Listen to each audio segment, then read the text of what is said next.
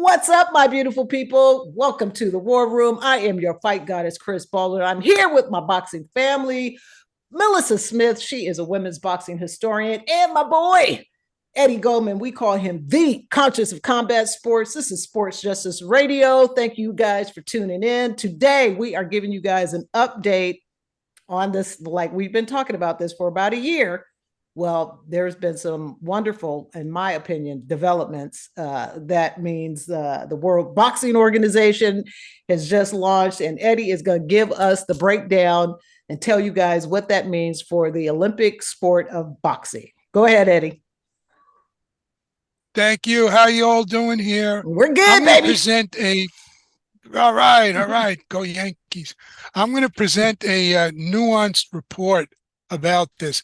I'm not going to repeat the IBA corruption, the Russian-style governance, the lack of democracy, the elections where the lights went out, the financing from Gazprom, which is controlled by the Russian terrorist state, and the still suspect officiating, all of which have led them to still be suspended by the IOC, which is directly organizing the boxing at the 2024 Paris Olympics. And boxing is not on the program so far for the 28 Olympics in LA. So on Thursday, April 13th, World Boxing made their inaugural public announcement. It was long expected. And a lot of what's happening with them is changing very fast.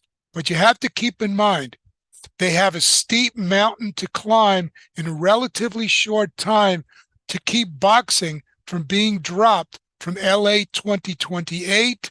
The IOC has their big full IOC meeting in October this year, and they'll be coming up with some decisions then. And while I do want World Boxing to succeed, its debut announcement was a welcome one, but some aspects were somewhat underwhelming. For example, IBA, the suspended Russian-led finance group, has 204 member federations, though a lot of them very small and they never qualify for the Olympics. World Boxing launched with just 7: Germany, Great Britain, the Philippines, the Netherlands, New Zealand, Sweden, and the U.S., although that does include countries which have 2 of the 3 top medal winners in the Olympic boxing, the U.S. and Great Britain. Number 2 is Cuba, which we know is still tied to Russia and Putin. There was just an announcement that came out, we're recording on Friday, that IABA, which is the Irish Amateur Boxing Organization, said that they support the new international governing body's 5 core principles, but they haven't joined it yet. And so World Boxing will keep boxing at the heart of the Olympic movement. World Boxing will ensure the interests of boxers are put first.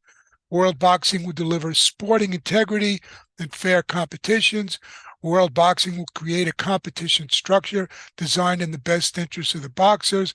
World Boxing will operate according to the strongest governance standards and transparent financial management. We'll see if they keep up to that. Some of the key countries that have been part of the Common Cause Alliance that stood in opposition to Kremlin and the Russian leadership of IBA are not yet members of World Boxing and were absent from their kickoff press conference, such as Australia, Canada, France, and others. And it should be remembered, if World Boxing wants to get recognition from the IOC, they want broad regional representation in lots more countries, because there are a lot of smaller international federations that are regionally based. American football, baseball, sambo, jiu-jitsu, for example, are popular in just a couple of countries, but not internationally like sports like boxing are. So they got a lot of work to do. And one thing standing in the way, as we know from being in boxing people hardly ever work together. So they have a lot of work to do in that regard. They also have a lot of work to do in terms of their media relations. There was little notice for many people of the press conference. They didn't seem that familiar with the boxing media based on who reported about this. So far as we record this, no video has been posted of their press conference, even though I've requested it for the last couple of days. The social media, they just launched those, although it's not yet linked on their website. They are now on Twitter, Facebook, and Instagram. They're on YouTube, but nothing is up there yet. And Boris van der Vost, who's part of World Boxing and the Dutch Boxing Federation, wrote me and said, we will launch them full speed soon, hopefully. And a word of advice for them, their Twitter account needs to follow back more people from the boxing world, especially boxing media. World Boxing has no dedicated media officer. The press release listed two names, Lee Murgatroyd of Point Communications, which is he's a British guy, but it's a Danish consultancy who's worked a lot in sports, and Brian Taylor, who's the communications and digital media manager of USA Boxing. None directly for World Boxing, so hopefully they'll be able to get that straightened out. The hope of World Boxing is that when the IOC officially dumps the IBA, that the allure, prestige, and money from fighting the Olympics will draw in more federations and start a road for the top fighters to join the pros. But however, as we've been discussing a lot, the entire Olympic movement is already in crisis and declining anyway.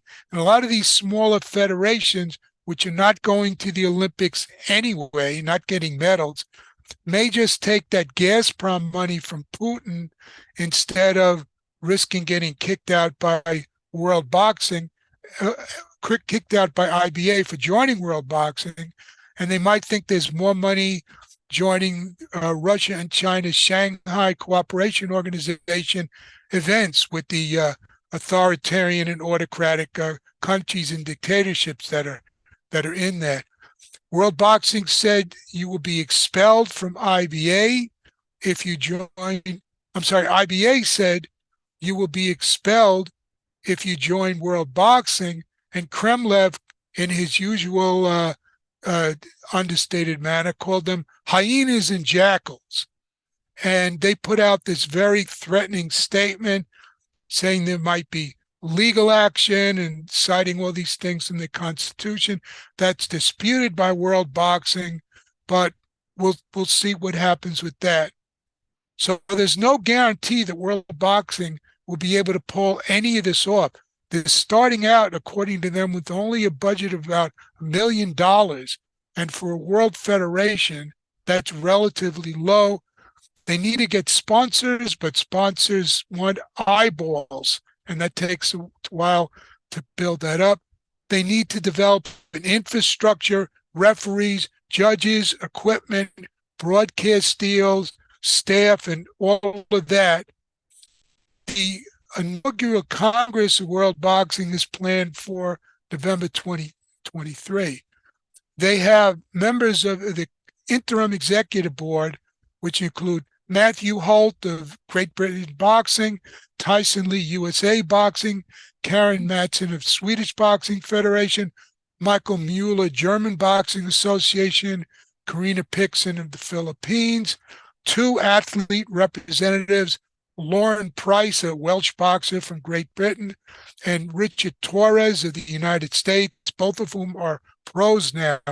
Boris van der Vost, who I mentioned earlier, Keith Walker of Boxing New Zealand, and their interim secretary general, who doesn't vote, is Simon Tolson. He's a guy with a long experience in the Olympic movement. He worked for the IOC for 10 years. He was Secretary General of the International Canoe Federation for 15 years. He resigned in 2022. He was briefly with the International Weightlifting Federation, which less than a year, according to his LinkedIn, which is an organization, as you know, is filled with corruption, lack of democracy, and doping, and could also be dropped by the IOC. And there's another wrinkle in this. According to some of the articles that I read, World Boxing seems to want to follow the IOC in allowing the so-called neutral athletes from Russia and Belarus into their competitions. Whatever the definition of neutral athletes are, nobody's made that clear. Ukraine has made it clear that the national sports teams, and I'm assuming this applies to individual sports, are banned from participating in competitions with athletes from Russia and Belarus. So if they bring in athletes from Russia and Belarus, they could risk losing Ukraine, which makes absolutely no sense. So it's a giant mess, and we're gonna see what happens with this. So I hope they do well, but they still have a lot of obstacles to overcome. They do, and they not only need to give assurances to the organizations that are pooling their resources to get this started.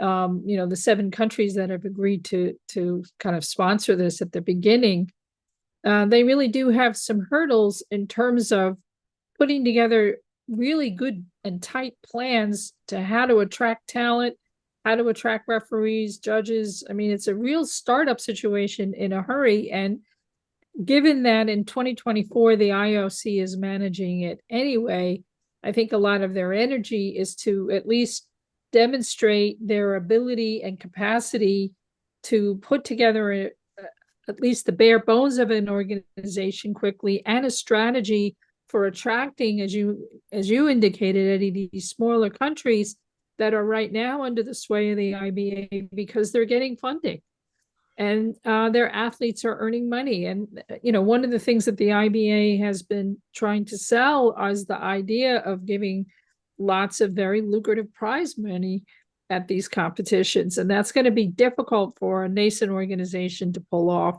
and one that is, really taking a step back and saying, no, we're really putting our platform into sort of this idealized notion of an Olympic movement. So I think there are a lot of hurdles. There needs to be a way of convincing these smaller countries to sign on, or the sort of the medium level countries such as you indicated, Australia, Canada, Singapore, nations of that stature, nations from South America, Brazil, Colombia, Panama, Central America, South America. Mexico is an important partner to have as an example in the boxing world. So I think this is going to be very challenging, and they're going to need all the support they can get and find the kind of funding streams that will allow them to be competitive with IBA in terms of swaying these smaller organizations to participate, and in that way build up the numbers they need to get confidence from the IOC itself to move forward with the world boxing with a view towards actually adding boxing to the 2028 games. Well, look, they've got 5 years, right? 2028 games. They've got some time to pull it together. No. Well, how long, No, Eddie? it gets to 6 months. In Six October, in October, they make the decision on the program for the 2028 Olympics. In October 23, Oh, wow. they do this because they have to get the venues, they have to get the scheduling, they have to coordinate all these sports, Right. all these different places in LA. And it's clear that the IOC, I believe, probably wants boxing in LA. In terms of attendance, it should sell out very quickly. I mean, it's LA boxing. And I think NBC would want it, although they're, shuttling a lot of their Olympic coverage now to their Peacock app. So they could be ruining the coverage that way. But NBC certainly wants it. And they're going to have to make a decision pretty quickly is if they're up to snuff to do it. The World Boxing said it's going to take them about 2 years to really get going, that by 2024 they won't be able to regulate and run the boxing at Paris. So we'll see what they do. The IOC always could change their mind. Wow. that's pressure. 6 months to pull it together for 2028. That's Tentatively to show that they will be in a position to do it for 2028. Yeah, right. it means writing a remarkable, it means putting the effort into the business planning, into the Right. financial planning, writing all the governance. I mean, look, some of this exists in the sense of A template. it's not or like something. there Right. hasn't been an Right. organization. It's just there hasn't been the governance to ensure that it actually happens.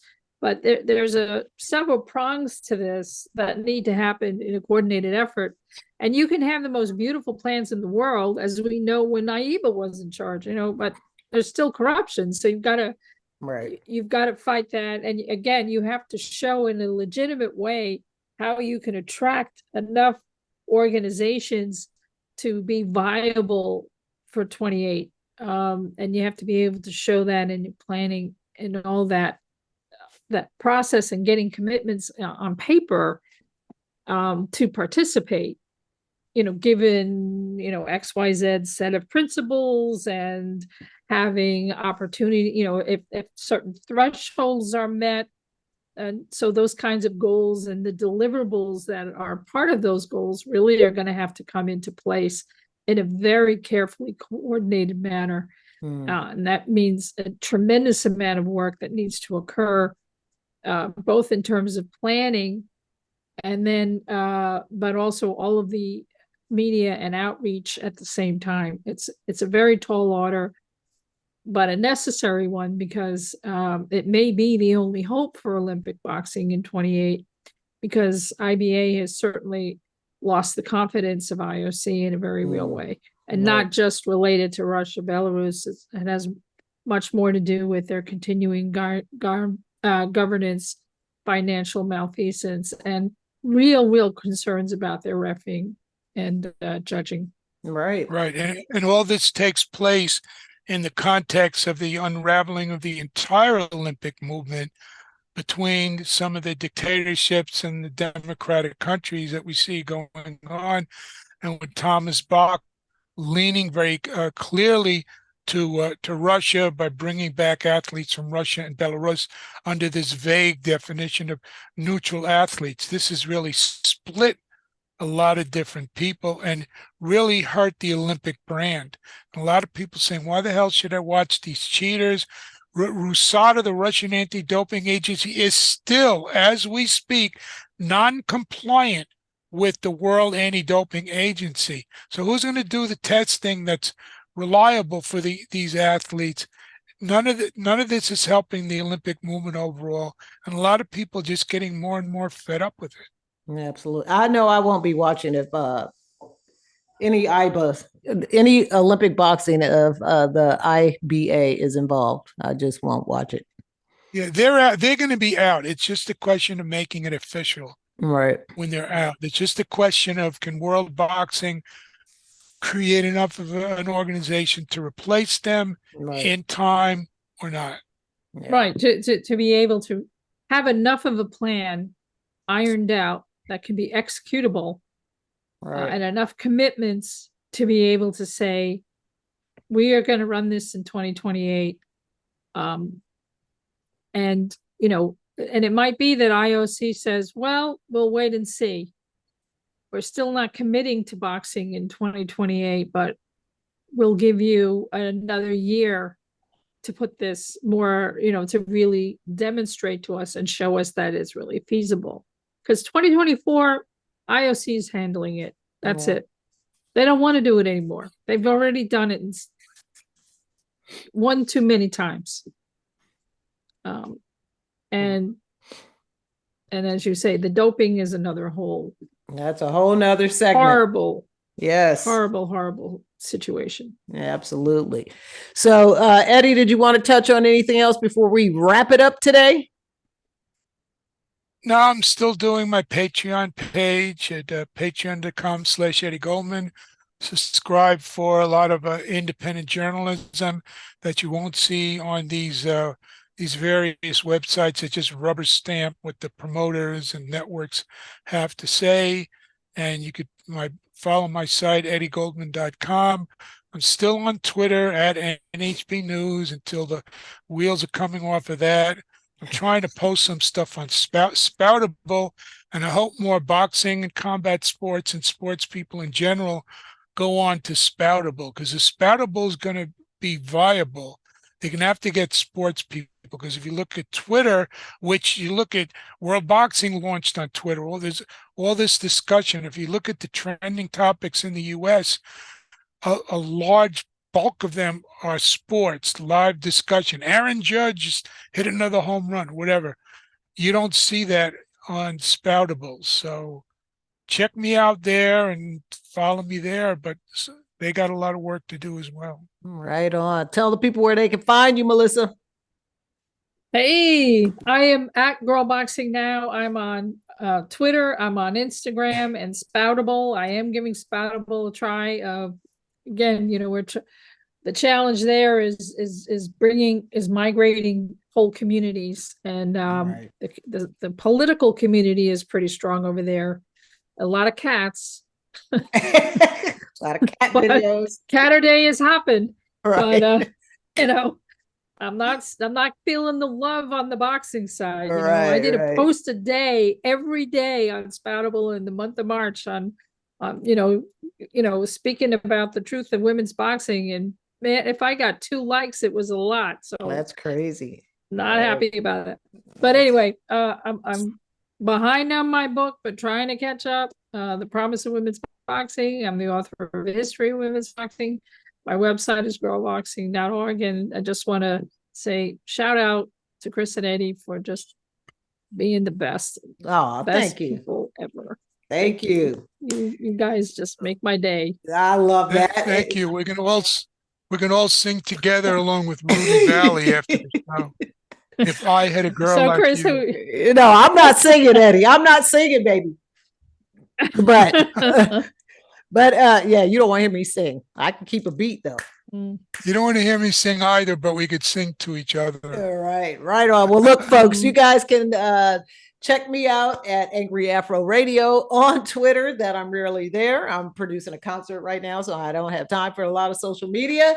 And is Rudy Valley in the concert? No, he's not. This is a LGBT women and non-binary concert for Pride. Did you see Perry Mason? Awesome. Did you see Perry Mason on HBO? Where I think I sent you that.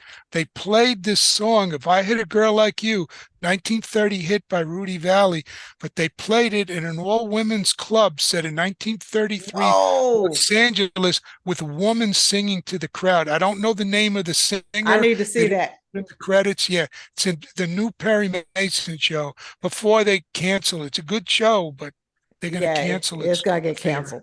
You could tell. I could tell. I saw the ad the other day. I was like, oh, yeah, that's on its way out. Low rating. Low rating. All right. So you guys can find me on Instagram, Fight Goddess Fitness. And you guys check out our website at warsports.com. This is Sports Justice Radio. We are here to elevate the voices of independent journalism in the boxing community, this fight combat sports community. So you guys give us a like, give us a follow, hit that notification button so you know next time we drop a video. All right. That's all we got for you people today. Thanks for tuning in. Peace, love, and push-ups. Boom. All right, my beautiful people. That was it. Good job. Awesome. Good job. Can you hear this?